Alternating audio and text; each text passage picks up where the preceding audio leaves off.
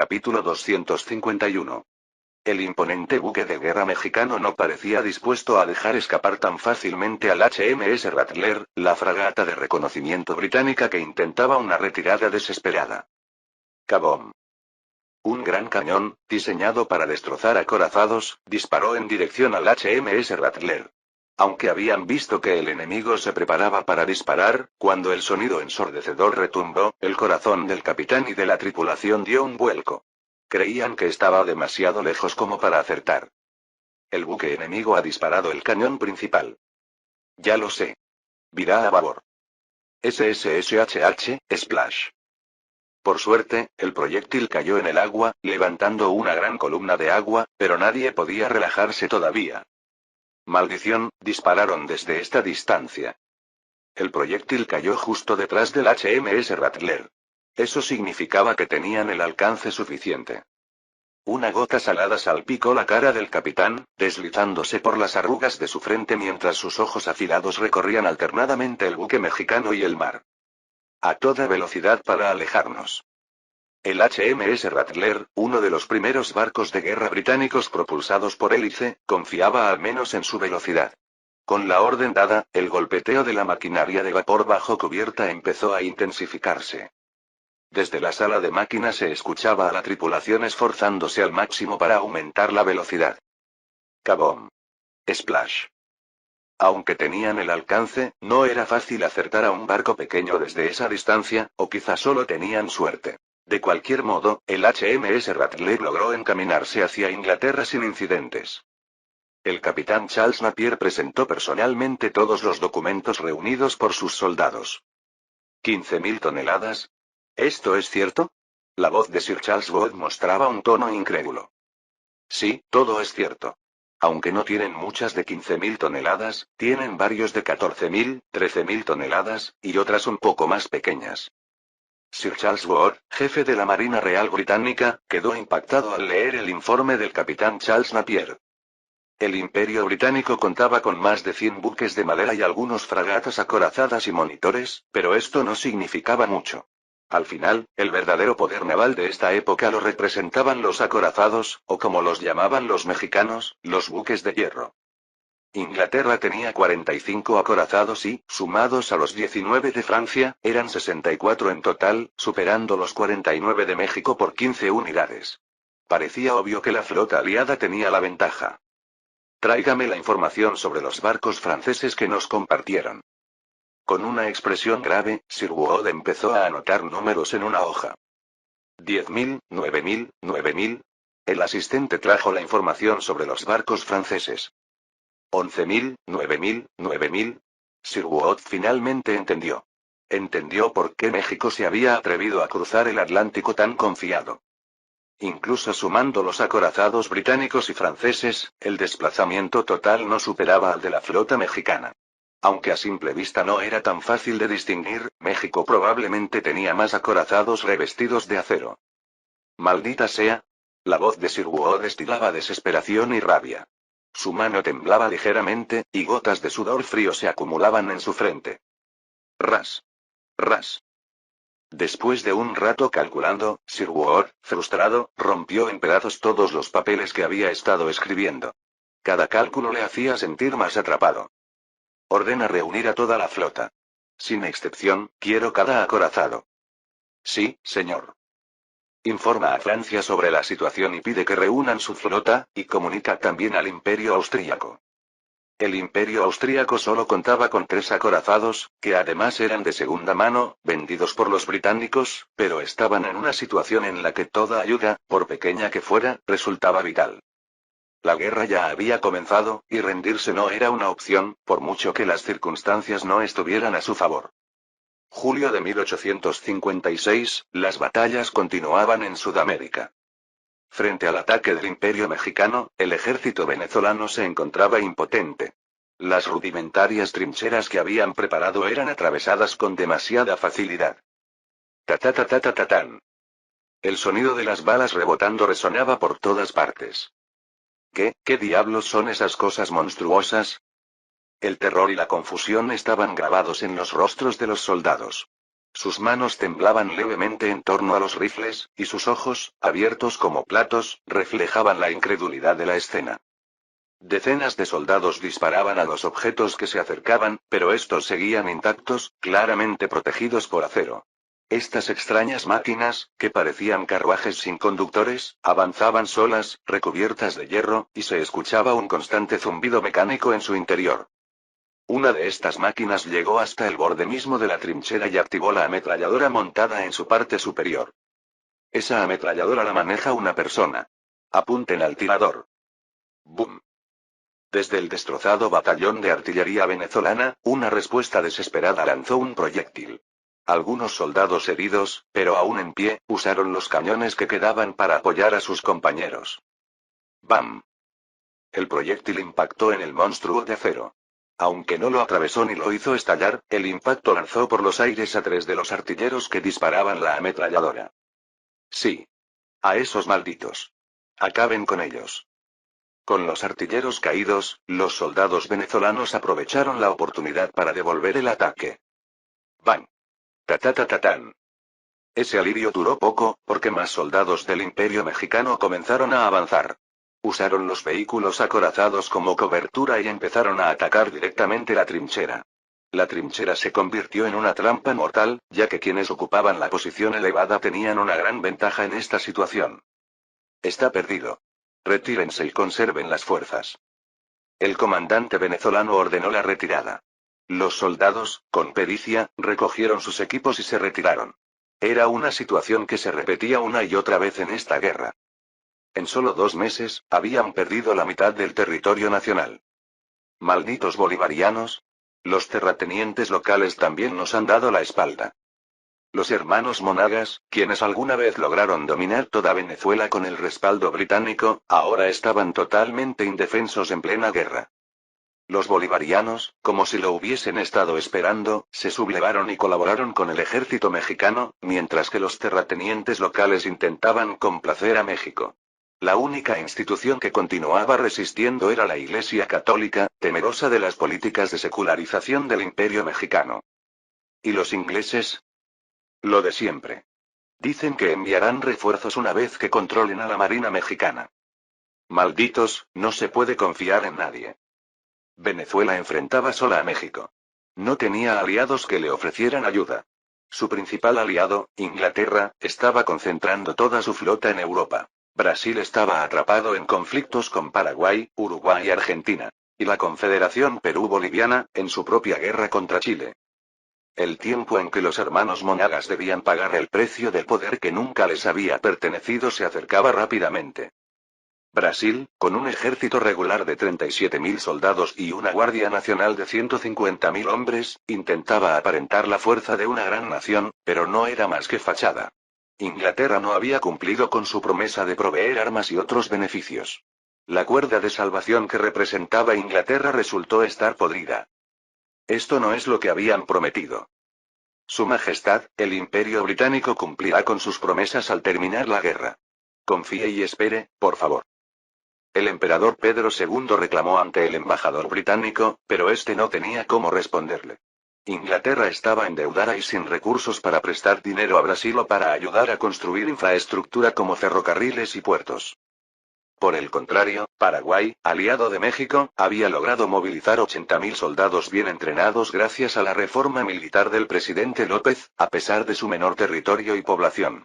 Mientras Paraguay movilizaba sus fuerzas, Argentina apenas reunía 30.000 soldados, y Uruguay solo 10.000, sumando un total de 120.000. Aunque en número parecían pocos frente a los 187.000 soldados de Brasil, la mayoría de la Guardia Nacional brasileña estaba formada por reservistas sin entrenamiento adecuado, lo que marcaba una diferencia de calidad entre ambos bandos. La situación en el oeste era similar. Aunque la Confederación Perú-Boliviana tenía más soldados, la preparación militar estaba del lado de Chile. En medio de la vorágine de guerra que envolvía a toda Sudamérica, solo los habitantes de las regiones que se habían unido a México disfrutaban de una vida cotidiana segura. El sur de Prusia está desprotegido. Tenemos que atacar rápidamente mientras Francia aguanta la línea. Francia, enfrentándose a la ofensiva sorpresiva de Prusia y al colapso de su línea fronteriza, exigía con urgencia la colaboración de Austria. Sin embargo, nuestras tropas en el territorio nacional aún no están listas. Sería mejor movilizar a las fuerzas del este de Europa. Se suponía que las tropas debían estar listas para finales de julio. Francia está en la misma situación, ¿no es así? Ambos habían subestimado el posible ataque de Prusia, y eso había retrasado sus preparativos militares. A pesar de que ambos países enfrentaban la misma situación, Francia estaba desesperada, mientras que Austria suspiraba aliviada. Por ahora, desplieguen las tropas de Rusia hacia Prusia tan rápido como puedan. Entendido. El Imperio austríaco dio órdenes a las tropas estacionadas en el este de Europa. Aunque habían perdido algunos hombres mientras golpeaban las trincheras rusas, aún contaban con un ejército de 230.000 soldados. Finalmente hemos superado el crudo invierno y la temida Rasputitsa, y ahora, durante el invierno, el ejército no había podido combatir por el frío extremo en Rusia, y en primavera, las lluvias de la Rasputitsa dificultaron la construcción de trincheras de defensa. Ahora, por fin había llegado una temporada propicia para pelear, pero la orden de retirada había llegado. El general Franz Schlick, al mando del ejército austríaco, lamentaba la orden, pero comenzó los preparativos para la retirada, tal como se lo pedía la patria. Sin embargo, algo no cuadraba. Los rusos nos están siguiendo. A medida que las fuerzas de Austria, Inglaterra y Francia se retiraban, el ejército ruso avanzaba. Los soldados empezaron a inquietarse, pero los oficiales trataron de calmarlos. Todavía estamos en territorio ruso. Es natural que quieran recuperar su territorio. Era una explicación razonable. Rusia no tenía ninguna razón para lanzar una ofensiva en ese momento, o eso creían. Sin embargo, cuando el ejército ruso seguía sus pasos incluso al acercarse a la frontera, la sospecha comenzó a crecer, y entonces llegó una noticia preocupante. Señor. Tenemos informes de la patria. El Imperio ruso ha firmado una alianza militar formal con el Imperio mexicano y el Reino de Prusia. ¿Rusia? Eso significaba que el ejército que los seguía probablemente no se detendría en la frontera. Señor, entrar en Prusia en estas condiciones es peligroso. Podrían rodearnos. Los oficiales pensaban lo mismo. Si se internaban imprudentemente en el este de Prusia y Rusia atacaba desde atrás, les cortarían las líneas de suministro, y eso sería un desastre. Escuchen. La orden del cuartel general aliado no ha cambiado. Como soldados, deben obedecer las órdenes.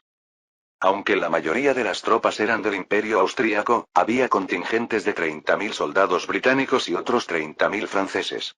Tras recibir las noticias de su país, el general Flanois Canover, el oficial francés de mayor rango, urgía a avanzar en Prusia, pero el general británico James Simpson se oponía. Piense con realismo. Por mucho que Prusia haya enviado su ejército principal a Francia, no habrán dejado las defensas completamente vacías. Si nos retienen aunque sea un poco, Rusia nos atacará desde atrás, y será el fin. A veces, como soldados, hay que asumir riesgos, ¿no cree? Si desobedecemos las órdenes del cuartel general y modificamos el plan, podemos arruinar toda la estrategia. El propio general Canover no estaba seguro de lo que decía, pero sabía una cosa. Debían avanzar hacia Prusia con esas tropas. Sabía mejor que nadie, como soldado francés, que en ese momento Francia no podría detener al ejército de 300.000 prusianos. Sin embargo, el general Schlick y el general Simpson no tenían intención alguna de sacrificar sus tropas y sus propias vidas en una misión suicida. Si realmente desea asumir el riesgo, no lo detendré en cuanto a llevar sus tropas francesas a Prusia. El general austríaco Schlick rechazó tajantemente la petición desesperada del general Canover. Capítulo 252. ¿Hasta cuándo planea quedarse de brazos cruzados? Tenemos que atacar. El comandante británico en Canadá, Sir William Eyre, no podía contener más su frustración. Los americanos parecían tortugas, agazapados sin la menor intención de luchar. Mientras ellos no hacían nada, la guerra seguía su curso. Aunque se esperaba que la Marina mexicana bloqueara los puertos de Estados Unidos y Canadá con su abrumador poder naval, los barcos ni siquiera se asomaron, y las misiones de reconocimiento sugirieron que habían zarpado rumbo a Europa. Además, México había ocupado el territorio de Oregón, aunque afortunadamente solo lo custodiaban fuerzas locales en pequeña escala. El ejército mexicano debe estar enfocándose primero en el frente más débil del sur en Sudamérica antes de atacar América del Norte. ¿Planea esperar a que terminemos enfrentándonos a un ejército mexicano experimentado y bien preparado? Ahora es el momento de actuar, mientras el enemigo tiene sus fuerzas divididas. México no es tonto. Seguramente ha dejado suficientes tropas defensivas. Eire, bien sabe usted que en una guerra, quien defiende siempre tiene una ventaja abrumadora. No pienso lanzar a mis soldados a morir en las trincheras de México. Aunque Sirere trataba de convencerlo con argumentos, el general estadounidense George Cadwalader no estaba dispuesto a hacer esa locura de salir de sus trincheras para atacar México. Él era un comandante experimentado, había vivido la guerra México-Estados Unidos y la guerra civil. Sabía bien cuán fuerte era México y cuán eficaces podían ser las trincheras en defensa. Los horrores de aquellas guerras aún se reflejaban en sus ojos. Esta guerra no es nuestra. George Cadwalader no era de aquellos que apoyaban la idea de castigar a México y recuperar los territorios perdidos. Esas tonterías las dicen los idiotas que jamás han vivido una guerra, o los parásitos que han aceptado dinero británico. No buscaba gloria. De hecho, estaba en contra de esta guerra. La única razón por la que seguía en el ejército era para evitar que ocurrieran horrores aún mayores. De acuerdo. Si sigue tan obstinado, yo también tengo mis propios medios. Sin poder hacer cambiar de opinión al comandante estadounidense, Sirere se retiró. Sabía que con las fuerzas británicas en Canadá no podía lograr mucho. Había menos de 10.000 soldados regulares enviados desde la metrópoli, y, aunque teóricamente podían reclutar hasta 100.000 hombres, la población de la colonia no era favorable a la conscripción. Con una población de aproximadamente 2,5 millones, reclutar más del 5% era difícil. Eire quería insistir en una conscripción más estricta, pero el gobernador se oponía, argumentando que la colonia no era lo mismo que la metrópoli. Con el reciente ejemplo de la revuelta en India tras la conscripción masiva, no querían correr el riesgo. Aunque 110.000 soldados no eran pocos, en una guerra contra un país como México, resultaba insuficiente para marcar una diferencia significativa. Por eso necesitaban al ejército estadounidense. Aunque Estados Unidos había perdido mucho en sus dos últimas guerras, aún tenía algo de poder. En los últimos 5 años, la mayoría de los blancos del sur se habían trasladado al norte. Aunque la emigración hacia México había crecido, el país seguía recibiendo inmigrantes de forma constante. Gracias a la ayuda británica, la economía comenzaba a recuperarse, y la tasa de natalidad seguía siendo tan alta que, pese a la guerra y la guerra civil, la población incluso había aumentado. El gobierno estadounidense, previendo el conflicto, había movilizado a 300.000 soldados, y aún tenía capacidad de reclutar más. Solo con Estados Unidos podríamos causar un impacto significativo en México. Sirere estaba a punto de perder la paciencia viendo cómo, a pesar de contar con 400.000 soldados entre ambas naciones, Estados Unidos seguía tan replegado. Se dirigió de inmediato al gobernador, Sir Edmund Walker Read. Cuando éste lo vio entrar por segunda o tercera vez en la misma semana, ni siquiera lo saludó. Sir Eyre, le repito, ¿no habrá conscripción forzada? Gobernador, si no podemos en Canadá, necesitamos mover a Estados Unidos. El ejército estadounidense es implacable, así que presione a sus políticos. Le prometo que no volveré a insistir en la conscripción. Estados Unidos. HM. Acostumbrado ya a las interrupciones de Eyre, el gobernador no mostró molestia. Reflexionó brevemente sobre la propuesta y concluyó que no era una mala idea. De acuerdo. No quiero que digan que estuve cruzado de brazos toda la guerra. Pero después, no quiero escuchar más sobre la conscripción. Sí, señor. Idiotas. Crash. Luis Napoleón lanzó una copa de cristal contra la pared adornada de su lujosa oficina.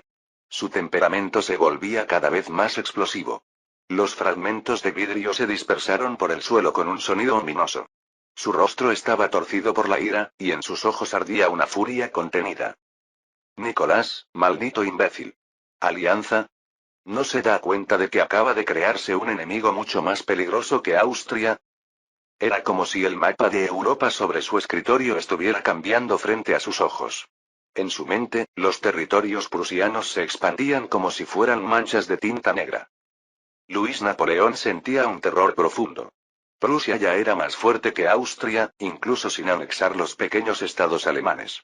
Si Prusia lograba unificar los estados alemanes y, peor aún, conquistar Austria, Sería como el renacimiento del Sacro Imperio Romano, pero esta vez con un gobierno centralizado y mucho más eficiente. Esto significaría un desastre para toda Europa, y Rusia no sería una excepción. Es una completa tontería. Rusia podría habernos dejado luchar hasta desgastarnos, y luego conseguir todo lo que quisieran aplastando a esos turcos. Los allegados de Napoleón asentían con cautela, siguiendo el hilo de sus pensamientos. No era una observación errada. Prusia limitaba directamente con Rusia, lo que hacía probable un conflicto. Incluso para Rusia, enfrentarse a una Alemania unificada sería un enorme problema en el futuro. De hecho, dentro de Rusia había una considerable oposición a esta alianza, por razones similares a las de Napoleón. Sin embargo, Nicolás había decidido que, en lugar de preocuparse por el futuro, era más importante vencer de una vez a Inglaterra, Francia, Austria y el Imperio Otomano, todos en guerra en ese momento. Al final, todo se reducía a un error de juicio por parte de Napoleón. No había comprendido la naturaleza de los gobernantes de Prusia y Rusia, y cometió el error de suponer que actuarían como él mismo lo haría. Aún tenemos una oportunidad. Parece que esos mexicanos se han aventurado hasta Europa, tal como habíamos previsto. Con esto, mantenemos la ventaja en el mar. Si logramos detenerlos aquí, al final ganaremos. Napoleón confiaba plenamente en que la ventaja numérica de sus flotas prevalecería en el mar, especialmente ahora que México había enviado su flota hasta Europa. No solo él creía esto. Casi todos en la alianza compartían esa misma certeza. Así es. Mientras resistimos aquí, nuestra flota destruirá a la flota mexicana. Con esta línea defensiva, podremos detener a los prusianos. Confía en nosotros. Al ver que el ánimo de Napoleón mejoraba, sus allegados se apresuraron a reafirmar sus palabras. La línea defensiva del río Marne, que realmente era una cadena que unía los ríos Oise, Marne, Loing y Yirres, parecía tan sólida como inquebrantable. Dado que los generales comprendían la gravedad de la situación y Napoleón estaba supervisando personalmente las defensas, no había margen para construir nada a medias. El ejército francés había desplegado todos sus recursos para crear una línea fortificada en este importante bastión natural, utilizando las protecciones que ofrecían los ríos y varias capas de trincheras. Francia había decidido abandonar los Alpes de Vosgos y la región de Champaña, sus barreras naturales más cercanas a la frontera, para concentrarse en la defensa más cerca de París. Sabían, por experiencia dolorosa, que si intentaban detener a Prusia en una posición demasiado adelantada, no podrían construir trincheras lo suficientemente resistentes.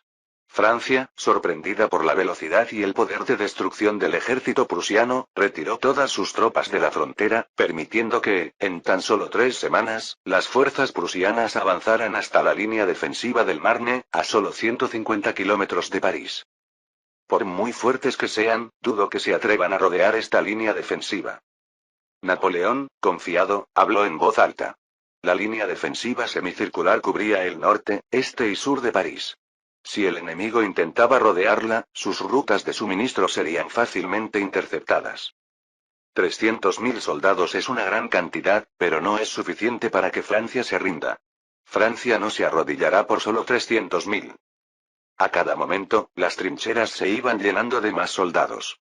La voluntad de lucha del pueblo francés no había flaqueado. Por el contrario, estaba más encendida que nunca.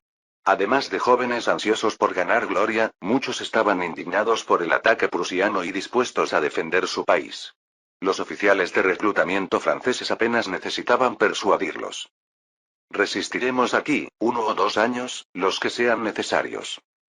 Cuando el ejército prusiano llegó frente a las trincheras, Napoleón se paró frente a los soldados y exclamó: «Yo mismo pelearé en este campo». ¡Uah!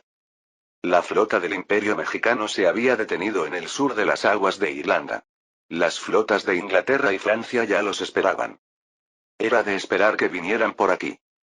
El primer almirante de la Armada Británica, Sir Maurice Berkeley, murmuró al bajar el telescopio. México no tenía ninguna base en Europa. Eso significaba que no tendrían un puerto seguro para preparar y reparar sus barcos antes de la batalla. Por eso Berkeley estaba seguro de que la flota mexicana vendría a Irlanda. En ningún otro lugar podrían atracar. Era un secreto a voces que México apoyaba la rebelión irlandesa. Mientras el ejército británico defendía ciudades clave como Dublín y Belfast, los rebeldes habían ocupado muchas zonas rurales, incluyendo puertos importantes en el suroeste, los cuales probablemente servirían de punto de llegada para la flota mexicana. Esto solo confirma aún más la conexión entre México y los rebeldes irlandeses, ¿no cree? Así es. Aunque ya lo sospechábamos, ahora no queda duda. La magnitud y el poder de las flotas reunidas en el mar eran asombrosos. Más de 100 acorazados, cada uno capaz de destruir las defensas costeras de una ciudad entera, formaban la línea de batalla. Sumando las embarcaciones más pequeñas, el número total era difícil de calcular. La vista de estos colosos de acero cubriendo el mar era un espectáculo impresionante. Con cada movimiento, las gigantescas estructuras hacían que el mar mismo pareciera vibrar. Los muchos tubos de escape llenaban el cielo de humo negro, y las bocas de los cañones, alineadas en las cubiertas, reflejaban la luz de manera amenazante. Oficiales, suboficiales, soldados, mexicanos, británicos, franceses, todos compartían un mismo sentimiento en ese momento. Casi todos en cubierta sentían un escalofrío. Estaban en el lugar que, sin duda, ocuparía un lugar importante en los libros de historia. En los ojos de muchos soldados se reflejaban una mezcla de reverencia y temor. Gulp. Esos mexicanos, deben de estar podridos de dinero, murmuró un marino británico. Incluso a simple vista, los barcos mexicanos eran notablemente más grandes que los de su lado. Los barcos de guerra mexicanos variaban en tamaño. Los más grandes estaban al frente, mientras que los más pequeños se encontraban en la retaguardia. Los buques en la primera línea eran al menos un 50% más grandes que los británicos. Era imposible imaginar cuánta cantidad de acero llevaba cada uno de esos colosos. Será una gran batalla. Sí, así será. Poco después, ese corto instante de paz compartida terminó. Desde la nave insignia de la flota mexicana, un campanazo resonó en el aire. Parecía una señal de que el ataque estaba por comenzar. Mientras la nave principal de México ajustaba sus cañones para prepararse para el combate, las flotas de Inglaterra y Francia también se alistaron para la batalla. Capítulo 253. 7 de agosto de 1856, en el mar al sur de Irlanda. Se acercan. La flota del Imperio Mexicano avanzaba en formación de cuña, en forma de V, con un buque de 15.000 toneladas a la cabeza. Claramente, intentaban abrirse paso. Apuntaban directamente hacia Irlanda, en un intento evidente de romper la línea. Confían en su blindaje para atravesarnos, pero no se los pondremos tan fácil. Desplieguen la formación. Vamos a rodearlos. El almirante Maurice Berkeley apenas necesitaba un movimiento para leer las intenciones del enemigo. Cuanto más grandes eran los barcos, más grueso era el blindaje. Los mexicanos habían colocado su enorme buque de 15.000 toneladas al frente, confiando en que absorbería el máximo daño y lideraría la carga. Rodeen y ataquen a los buques de la retaguardia. Mantengan la superioridad numérica. Entre la flota mexicana, los barcos relativamente más pequeños tenían un tamaño similar a los acorazados británicos o franceses. El plan era claro. Destruir primero a los pequeños para mantener la ventaja numérica y finalmente concentrar el fuego en ese monstruo de 15.000 toneladas. Din din din din din. El sonido de las campanas resonó por todas partes, mientras las órdenes eran transmitidas y los oficiales y marineros se movían con una precisión impecable. Rápido, rápido, en posición. A sus órdenes. Las primeras maniobras de ambos bandos estaban decididas, y la situación se volvía cada vez más tensa. La breve paz que había existido un instante antes se esfumó de golpe, dando paso a una tensión pesada que se extendía por el mar. La nave principal de México ya había alcanzado los 15 kilómetros de distancia, mientras la flota aliada británico-francesa desplegaba sus alas para rodearlos. ¡Bum! El buque insignia del Imperio Mexicano, el BIM Chapultepec, disparó su cañón principal de 330 milímetros, 13 pulgadas. Ese colosal buque de 15.000 toneladas estaba equipado con 3 cañones triples, y al entrar en su rango efectivo, no dudó en abrir fuego. ¡Swosh! ¡Bang! ¡Ah! Uno de los 3 disparos alcanzó de lleno al HMS Collingwood de la Marina Británica, de 10.000 toneladas. Los marineros en la cubierta, al ver el proyectil acercarse, se agacharon y se aferraron al barco, pero el impacto directo fue tan brutal que algunos salieron volando. Varios marineros cayeron al mar. El HMS Collingwood ha sido alcanzado. Los otros dos disparos cayeron al agua. Era evidente que el estado del HMS Collingwood era grave. El proyectil de 330 milímetros había atravesado su grueso blindaje, dañando gravemente las estructuras internas. Aunque el impacto fue en una sección bien protegida, algunas de las paredes herméticas parecían haber cedido. Verifiquen los daños y rescaten a los marineros caídos al agua. Sí, señor. Con el ataque del Chapultepec como señal, ambos bandos se enfrascaron en un intenso intercambio de disparos. El campo de batalla se llenó de llamas y explosiones, mientras el cielo y el mar se transformaban en un escenario de feroz combate sin posibilidad de escape. Los buques disparaban con una furia desatada, como si intentaran devorarse mutuamente. Fuego. Denles una buena lección. Siguiendo la orden del almirante Maurice Berkeley, los buques británicos de 10.000 toneladas comenzaron a disparar. ¡Bum! ¡Bum! ¡Bum! Aunque la flota aliada británico-francesa estaba desplegándose para rodear al enemigo, mantenían el centro bien reforzado.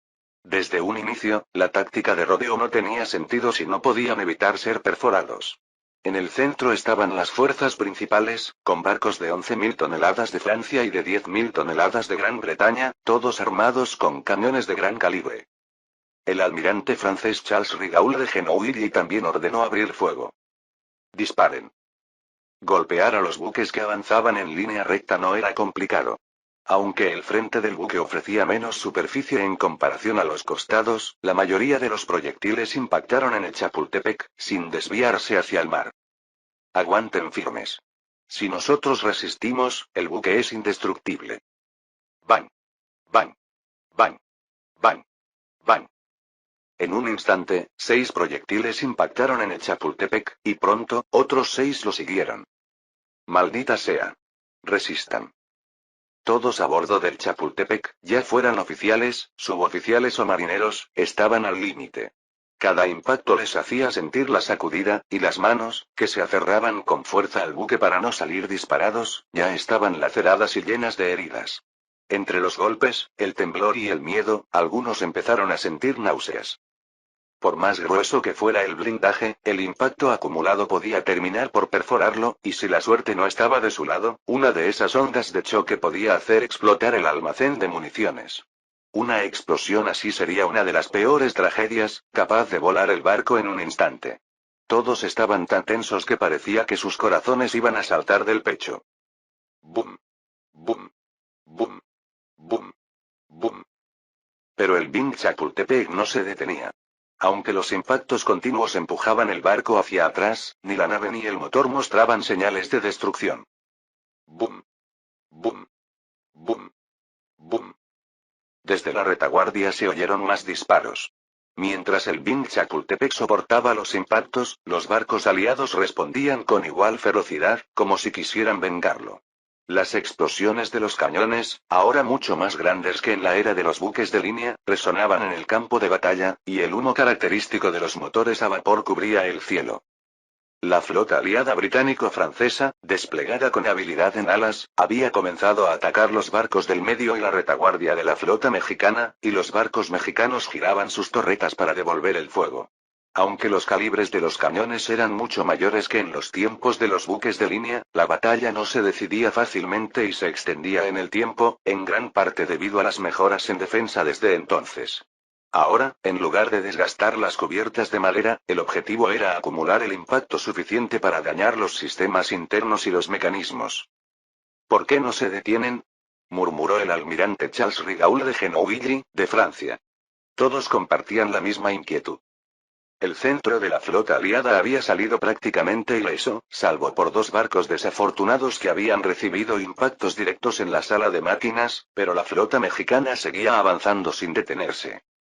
Recuerdo que, en la última guerra contra Estados Unidos, enviaron al frente un acorazado de hierro como embestida, comentó el asistente.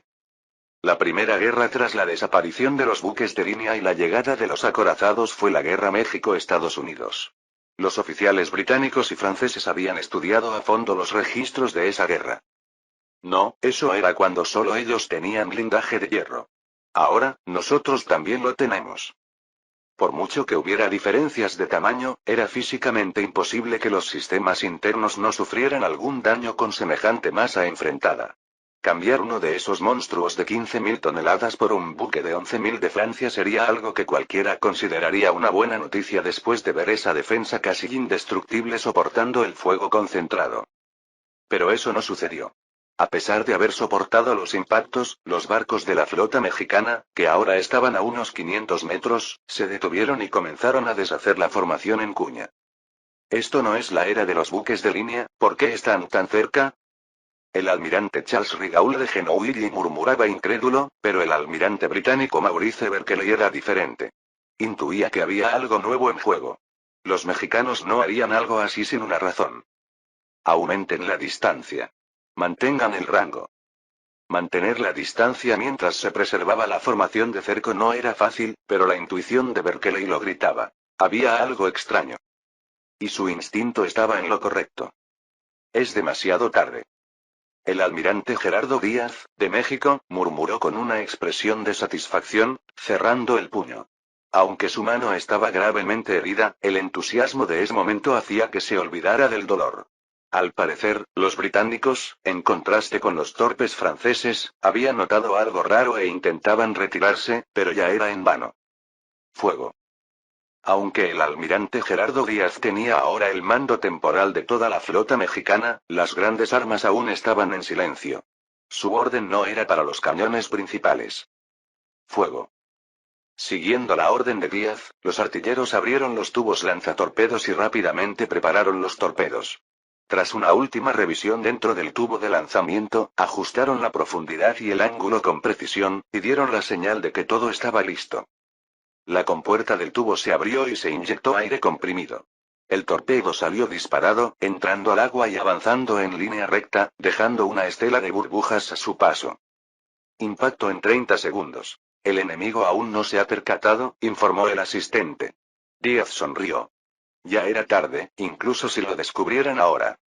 Mientras se libraba la feroz batalla en el mar, en el río Marne, a unos 150 kilómetros al este de París, dos ejércitos se observaban mutuamente. El ejército francés contaba con 100.000 soldados regulares y otros 100.000 reclutados, sumando un total de 200.000. En esta época, donde el defensor solía tener una ventaja abrumadora, una fuerza de 300.000 soldados bastaría para detener cualquier avance. Es increíble. ¿Reclutaron 100.000 en apenas 7 semanas? Eduard von Falkenstein, comandante del primer ejército de Prusia, chasqueó la lengua mientras revisaba el informe traído por un agente encubierto infiltrado en el ejército francés, un informe por el que el espía había arriesgado la vida. Los bordes del papel estaban mojados, y en algunos lugares la tinta estaba corrida, una señal clara de las penurias que había pasado para entregarlo. Hasta ahora, todo marchaba según los planes de Moltke, pero la capacidad de movilización de Francia había superado con creces sus expectativas. Pero son tropas sin entrenamiento, enviadas directamente a las trincheras. Por más efectivas que fueran las trincheras en defensa, no resultaba fácil que reclutas sin experiencia enfrentaran la guerra de manera competente. Sí, por eso debemos arrollarlos de una vez. En la era de la guerra de trincheras, una ofensiva relámpago era casi un suicidio, pero Prusia no tenía tiempo que perder. Más tropas francesas se concentraban no solo en esa región, sino en todo el país. Además, mientras la guerra continuara, los reclutas también comenzarían a adaptarse al combate. Sobrevivir apenas una semana en el frente valía más que un mes de entrenamiento. Cuanto más se prolongara el conflicto, peor sería para Prusia, así que debían actuar antes de que la mitad de las tropas defensoras, que aún eran reclutas desorientados, lograran organizarse. Falkenstein estudió el mapa de la disposición de las trincheras francesas, observando con atención cualquier punto débil. Aunque las trincheras estaban estratégicamente distribuidas, tener novatos en ellas las hacía vulnerables. Cruzar el Marne es una locura. Rodearemos por el norte. El ejército prusiano avanzó hacia el norte, siguiendo el curso del río Marne, apuntando a la llanura entre los ríos Oise y Marne, cerca de Senlis y Meaux. Aunque los franceses sabían bien que esa zona, sin la protección de barreras naturales, era vulnerable y la defendían con firmeza, las probabilidades de éxito eran mayores que en un cruce directo. El ejército prusiano, tras permitir que sus soldados agotados descansaran brevemente, lanzó una gran ofensiva al amanecer del día siguiente. Al comenzar el ataque, el retumbar de los cañones y el humo cubrieron rápidamente el campo de batalla. Capítulo 254. Boom. Boom. Boom. La artillería francesa fue la primera en atacar, intentando frenar a la artillería prusiana que avanzaba hacia sus posiciones. Crack. Los proyectiles golpearon el suelo y algunos cañones fueron alcanzados y destruidos, pero la artillería prusiana avanzaba sin inmutarse. Es nuestro turno. Prepárense rápido. Sí, señor. Prusia había puesto especial atención en su artillería e ingenieros para esta guerra, buscando superar las trincheras enemigas con una potencia de fuego avasalladora y contrafosas estratégicas. La artillería prusiana se desplegó rápidamente y, antes de que el segundo ataque de los franceses pudiera iniciar, ya estaban listos. Una vez cada cañón estuvo en su sitio, el jefe de artillería dio la orden sin demora. Fuego. Fuego. Boom. Boom. Boom. Aunque era la era de las trincheras, estas no servían de mucho en el combate entre artillerías. La batalla de artillería, que había comenzado a las 6 de la mañana, terminó antes del mediodía. Tras unas pocas horas de intercambio de fuego, la artillería prusiana había aniquilado a la francesa. Este mismo patrón se repetía en todas partes. El ejército prusiano atacaba al norte hacia Senlis, en el centro entre Senlis y Meaux, y al sur en Meaux. Francia tenía menos soldados que Prusia, y su artillería estaba en inferioridad no solo en número, sino en calidad y entrenamiento, lo que hacía inevitable la victoria de la artillería prusiana. Esto era de esperarse. Solo tenemos que resistir en las trincheras. Que todos los artilleros restantes se retiren a las trincheras, ordenaron los oficiales franceses. Aunque estaban destinados a soportar el bombardeo desde las trincheras, estas eran lo suficientemente resistentes para aguantar el embate. Infantería, comiencen el ataque. Mientras la artillería combatía, los soldados de infantería también trabajaban. Liderados por los ingenieros, comenzaron a cavar una contrafosa a una velocidad sorprendente. Todos atrás, rápido. Un ingeniero prusiano gritó mientras corría para alejarse. ¡Boom! El explosivo que había enterrado estalló, arrojando tierra en todas direcciones. Usaban dinamita. Aunque peligrosa y difícil de controlar, la dinamita era muy útil para la construcción inicial de las trincheras. Todos, tomen las palas y avancen. Los ingenieros, refuercen la trinchera. Sí, señor. Tras utilizar la dinamita para abrir el terreno, movilizaron a todos los soldados para cavar rápidamente, y en poco tiempo construyeron una sólida contrafosa. Los ingenieros supervisaban el trabajo y reforzaban la estructura. ¿Pero, qué? Murmuraban los oficiales franceses, incrédulos ante la velocidad implacable con la que los prusianos cavaban. No podían contrarrestarlos con artillería, que había sido destruida, y si enviaban a la caballería, la arriesgaban a ser masacrada en un abrir y cerrar de ojos. Prusia se movía como una enorme máquina excavadora, después de todo. Habían entrenado y preparado exhaustivamente para adaptarse a la guerra de trincheras. Soliciten más tropas. Los prusianos están construyendo contrafosas a un ritmo asombroso. Intentaron pedir refuerzos, pero la respuesta que recibieron era desalentadora. Están usando la misma táctica exacta en el centro y en el sur. Todas nuestras artillerías han sido silenciadas, y están construyendo contrafosas en cada frente. Entendido. Tendremos que resistir. A pesar de las contrafosas enemigas, las trincheras francesas aún eran difíciles de capturar. Para que los prusianos pudieran realmente atacar, tendrían que salir de sus propias trincheras o incluso excavar túneles que llegaran hasta las francesas, cualquiera de las dos opciones fácil de destruir con bombardeos directos. Louis Napoleón, aunque sombrío al recibir los informes de cada frente, no perdía la esperanza. Apenas había pasado un día desde el inicio de la batalla y ya la situación era crítica, pero algo así era predecible. Las trincheras estaban intactas y aún podían aguantar. Resistiremos. El enemigo apenas tiene 300.000 hombres. El tiempo está a nuestro favor. Su intención era mantener una guerra de desgaste, creyendo que intercambiar novatos por soldados experimentados sería ventajoso a largo plazo. Los comandantes en el frente intentaron detener la construcción de contrafosas prusianas, pero cada vez que asomaban la cabeza, eran recibidos con proyectiles. Por un tiempo, lo único que se escuchaba era el sonido de las palas cavando y los picos golpeando grandes rocas. Los soldados prusianos casi sentían que estaban en un sitio de construcción, no en un campo de batalla. Sin embargo, para los nuevos reclutas franceses, el sonido de los trabajos de los prusianos se hacía cada vez más cercano, intensificando su miedo. Maldita sea. ¿Esos prusianos ni siquiera duermen? El ruido continuaba más allá de la tarde, extendiéndose por la noche y el amanecer. Parece que hacen turnos, comentó otro soldado. Esto es ridículo. ¡Bang! El sonido de un disparo marcó la llegada del alba. Un recluta francés había asomado la cabeza fuera de la trinchera, solo para ser alcanzado por un francotirador prusiano que lo esperaba. ¿Qué fue eso?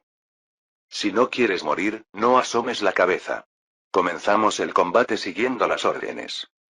Un oficial francés gritó al ver que otro soldado, curioso, intentaba asomarse también. La contrafosa prusiana había llegado al rango efectivo en solo un día. ¡Bum! Un torpedo atravesó las aguas y golpeó de lleno al HMS Bellerophon de 10.000 toneladas de la flota británica. ¡Ah! Uno de los marineros en cubierta gritó al ser lanzado al agua, sin haber estado preparado para el impacto. ¿Qué ha pasado? No lo sabemos, señor.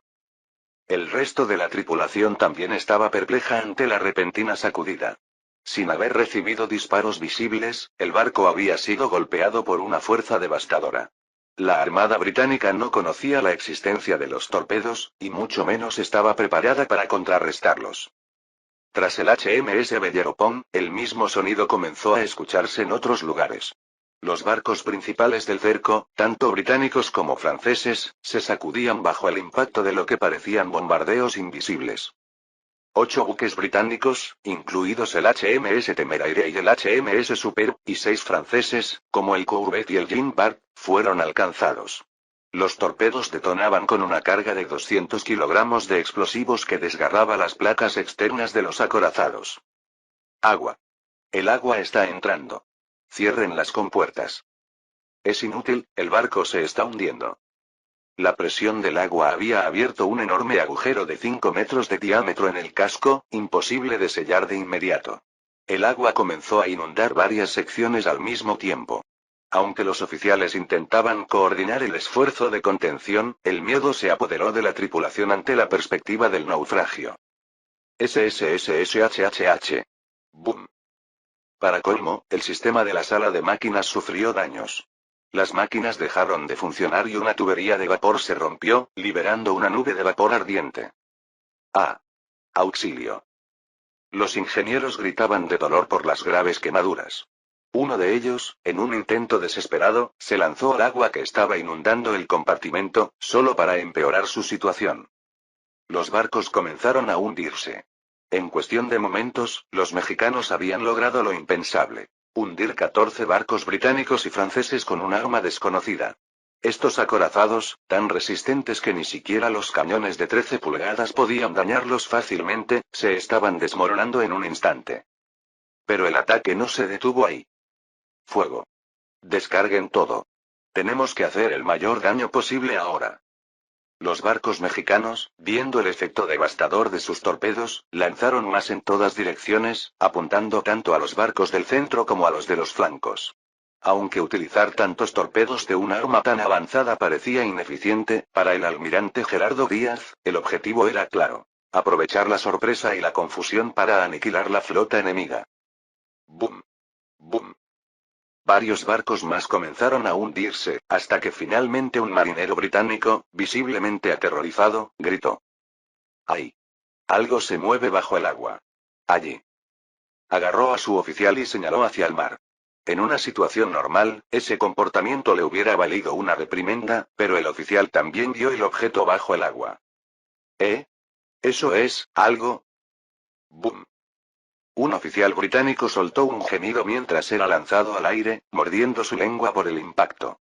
A diferencia de él, un soldado había tenido la presencia de ánimo para aferrarse al barandal de la cubierta y evitar ser arrojado. Desde allí, el soldado observó con horror cómo esos acorazados tan caros, mucho más costosos que los buques de línea, se hundían como soldados alcanzados por una bala. Maldita sea, esto se acabó, estamos acabados. Murmuró entre sollozos. El barco en el que estaba también sufría el mismo destino. Desde abajo, llegaban los sonidos de explosiones, de placas metálicas destrozándose y del agua entrando a raudales. La nave comenzó a inclinarse y a tambalearse.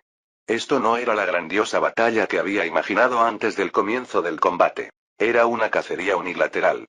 México era el cazador armado, y el Reino Unido y Francia, las presas. Mirando a la flota mexicana acercándose, los oficiales británicos habían ordenado no darles paso hacia Irlanda, en lugar de aumentar la distancia entre ellos y los buques mexicanos, que parecían una amenaza inminente. Era como si hubieran ignorado por completo el peligro que se cernía sobre ellos, tal como un ciervo desprevenido ante el cazador. En un abrir y cerrar de ojos, el núcleo de la flota británico-francesa y los acorazados a sus flancos se habían hundido.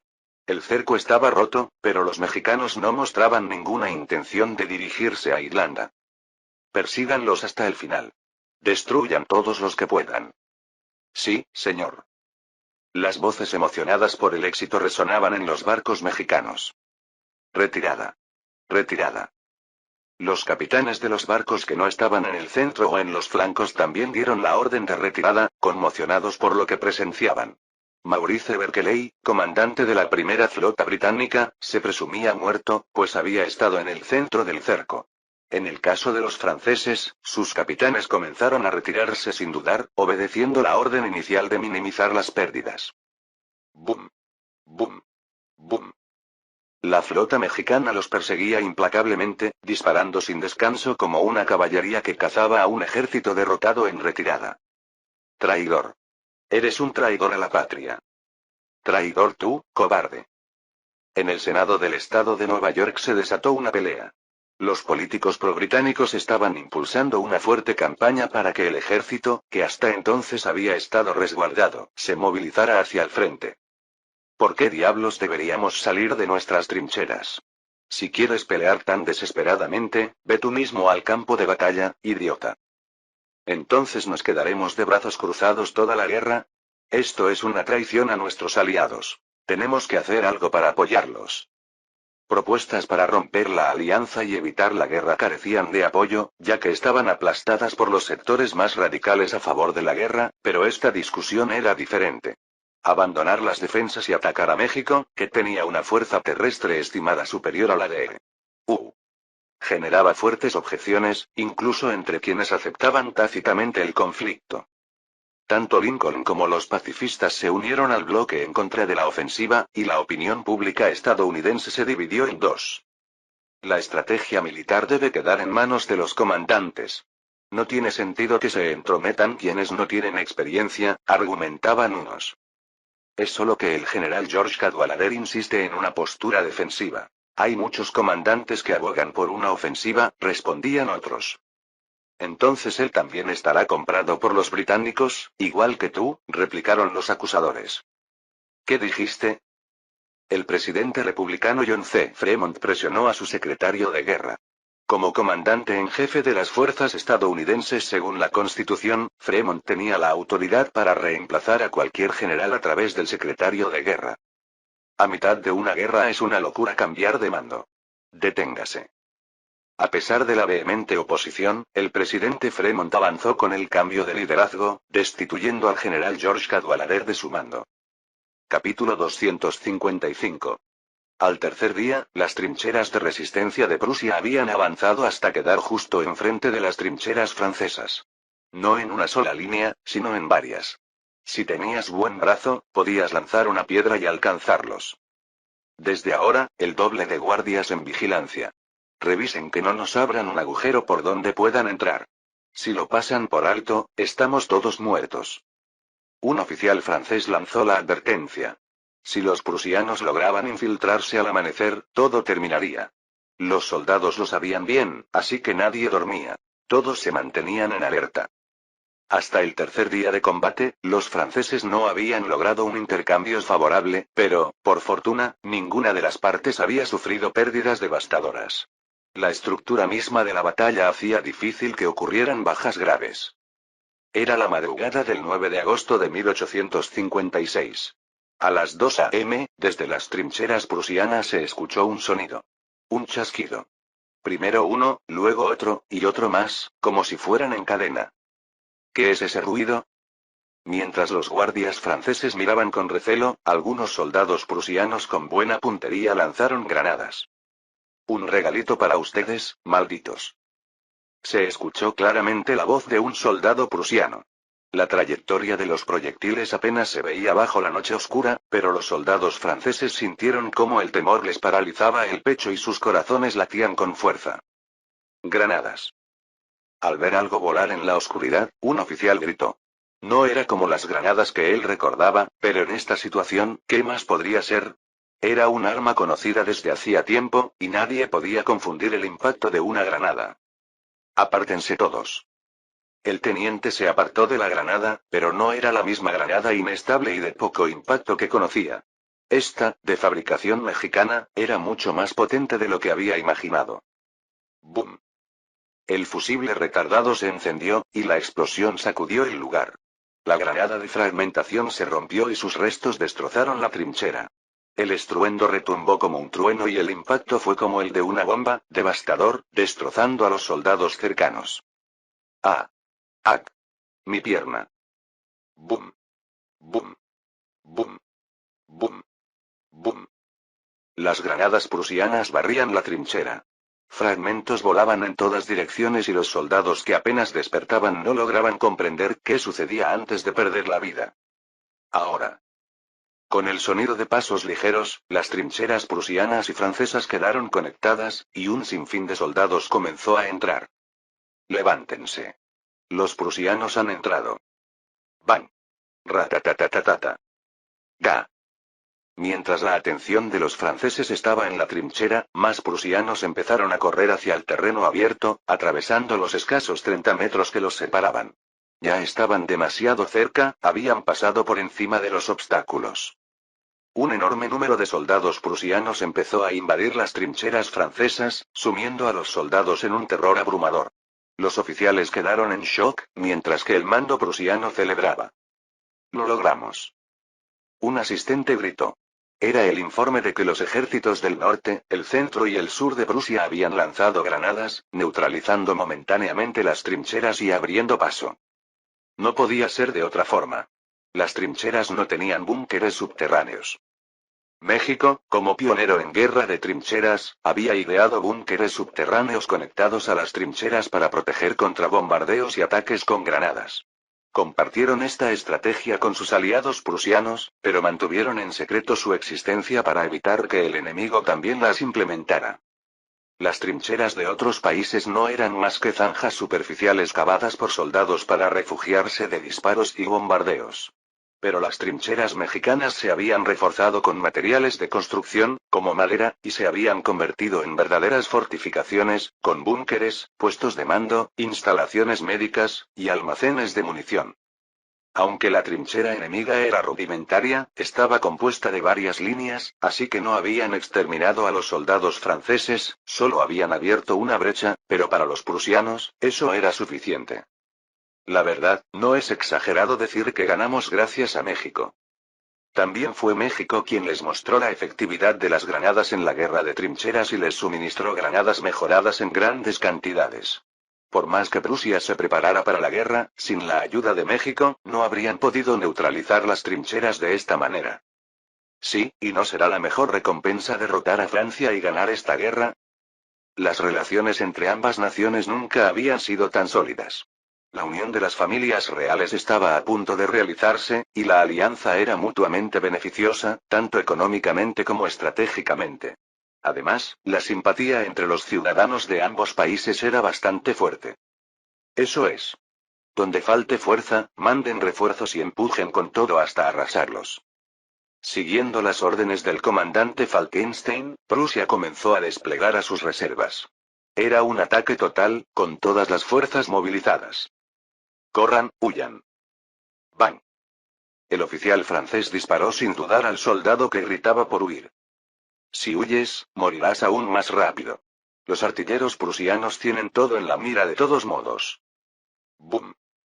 Como si confirmara sus palabras, la artillería prusiana abrió fuego. ¿Acaso no juraste dar tu vida por defender la patria? Lucha hasta el final. Para el oficial, la situación era igualmente desesperante. El mando había dado la orden de mantener esta última línea de defensa. Si permitía la retirada de sus hombres, su vida estaba en juego. ¿Cómo se supone que vamos a vencer a esas malditas máquinas de guerra? Si nos quedamos, nos van a matar a todos. Aunque en las trincheras ambos bandos estaban expuestos, Prusia tenía la ventaja. Sus fusiles tenían mayor alcance y cadencia, sus soldados apuntaban y recargaban más rápido, con una precisión mortífera. Si aguantamos aquí, podrán levantar una línea defensiva en París. Por Francia, resistan. En otras palabras, debían ganar tiempo con sus vidas para darle una oportunidad a París de resistir. Animados por las palabras del oficial, los soldados franceses veteranos luchaban valientemente, pero los reclutas eran otra historia. Muchos de ellos apenas habían recibido entrenamiento. Sí, les habían dado uniformes y un fusil, y les habían enseñado a dispararlo, pero eso no los convertía en soldados. En el entrenamiento no solo se aprende a pelear, sino también a templar el espíritu para el combate. Los pocos reclutas fuertes ya se habían adaptado a la batalla, pero la mayoría estaba en pánico ante el avance prusiano. La trinchera del frente ha caído. Prepárense para el combate. Cuando escuchó la voz del oficial, Henry comenzó a temblar aún más. El estruendo de las granadas que lo habían despertado y los gritos de sus compañeros heridos seguían atormentando su mente. Su rostro estaba tan pálido que casi parecía azul. Sentía náuseas, su vista se nublaba, y los colores comenzaban a desvanecerse. Henry, reacciona. Jean, el soldado a su lado, le dio unas palmaditas en el hombro, mirándolo con preocupación. Era evidente que Henry no estaba bien. Aunque estaban en la segunda línea de trincheras y eso le daba algo de alivio, sabía que el momento de pelear había llegado. Sí, sí, murmuró Henry, moviendo la cabeza, intentando espabilarse. Pero los prusianos no iban a esperar a que se recuperara. Aunque aún no se asomaban en el corredor de conexión, Henry sentía claramente su presencia cercana. De repente, escuchó una orden en alemán, y luego el sonido inconfundible, clic, clic, clic, clic. Granadas. Van a lanzar granadas. Tomen los sacos de arena. El oficial francés intentaba mantener el control en medio del caos, pero Henry no lograba procesar lo que pasaba. ¿Granadas? ¿Sacos de arena? Tomó un saco de arena, aunque inseguro. ¡Tud! De repente, vio una mano que asomó en el pasillo y lanzó algo. Al reconocer la mano prusiana, Henry intentó apuntar con su fusil, pero fue demasiado lento y desistió. Ahora. Cubran la granada con los sacos de arena y presionen con el cuerpo. Si no tienen sacos, láncenla de regreso. El oficial había pensado en una forma de defenderse, pero pocos eran capaces de llevarla a cabo. La mayoría de los soldados experimentados habían muerto en la trinchera del frente. Henry, aunque tenía un saco en las manos, entró en pánico al ver la granada rodando hacia él. Idiota, dámelo. Jean le arrebató el saco de arena, cubrió la granada y se lanzó encima, consciente del riesgo que corría. ¡Bang! La granada explotó. Jean. El saco no fue suficiente y la explosión destrozó el cuerpo de Jean. Gracias a su sacrificio, Henry sobrevivió, pero ni siquiera eso logró hacer que Henry reaccionara. Adelante. Oye, suelta el fusil y levanta las manos. Una voz en alemán sonó cerca y los prusianos se acercaron, apuntando sus fusiles hacia él. Henry ni siquiera había apuntado el suyo, así que no lo mataron en el acto. Henry soltó el fusil. ¡Bang! ¡Boom! ¡Creek! El sonido del barco hundiéndose era como un grito de agonía. ¡Bum! ¡Bum! ¡Bum! Maldita sea, ¿hasta dónde piensan seguirnos? Incluso al llegar a un puerto con instalaciones defensivas costeras, México los seguía sin temor, cazando a la flota. Los estruendos continuos estaban a punto de volverlos locos. La flota del Imperio Británico, avergonzada, no tuvo más remedio que retirarse hasta Londres. Al parecer, las defensas de Londres eran una carga que la flota mexicana no estaba dispuesta a asumir, y por eso no los siguieron hasta ahí. Esos locos mexicanos, y los malditos franceses. Los ciudadanos de Londres no tardaron en ver regresar a la flota británica, derrotada. La Marina, orgullo del Imperio Británico, había mostrado una imagen humillante. Los oficiales y marineros, avergonzados, maldecían a los franceses. La flota francesa, al llegar al puerto, había escapado hacia el sur mientras los británicos se veían sobrepasados por la flota mexicana, que, en lugar de perseguir a los franceses, se enfocó en la flota británica. La flota mexicana comenzó a contar el número de barcos hundidos o dejados fuera de combate. Primero, en combate, dejamos 4 barcos gravemente dañados y 2 fuera de servicio. Luego, con el primer ataque de torpedos, hundimos 14, y con el siguiente ataque, otros 11. Acercarnos con tanto riesgo ha valido la pena. En un instante, habían hundido 25 acorazados, y el riesgo había sido recompensado. Contando los 4 barcos fuera de combate que dejamos durante la persecución, hemos destruido o dejado inoperativos un total de 35 barcos. Podemos decir que casi la mitad, entonces. Sí, de esos 35, 21 son naves británicas y 14 son francesas. El almirante Gerardo Díaz asintió. Aunque los resultados eran satisfactorios, aún no era momento de sonreír. Faltaba el informe sobre las bajas propias. ¿Y nuestras pérdidas? Durante el combate, un barco de 9.000 toneladas sufrió daños graves y otro quedó fuera de combate. Además, 2 barcos de 8.000 toneladas resultaron gravemente dañados, y otro quedó inoperativo. La flota de 8.000 y 9.000 toneladas de la Marina del Imperio Mexicano consistía en naves más pequeñas y anticuadas, con blindaje delgado y algunas sin recubrimiento de acero, así que el daño no sorprendía. Finalmente, el almirante Gerardo Díaz esbozó una sonrisa. 35-5. No está mal. Aunque el enemigo conservaba la mitad de sus barcos, todos eran naves de menos de 9.000 toneladas. Sus principales fuerzas habían sido aniquiladas por los torpedos, y ya no contaban con fondos para mantener sus astilleros funcionando. Ese momento marcó el cambio en el dominio del mar. Fin del capítulo 255.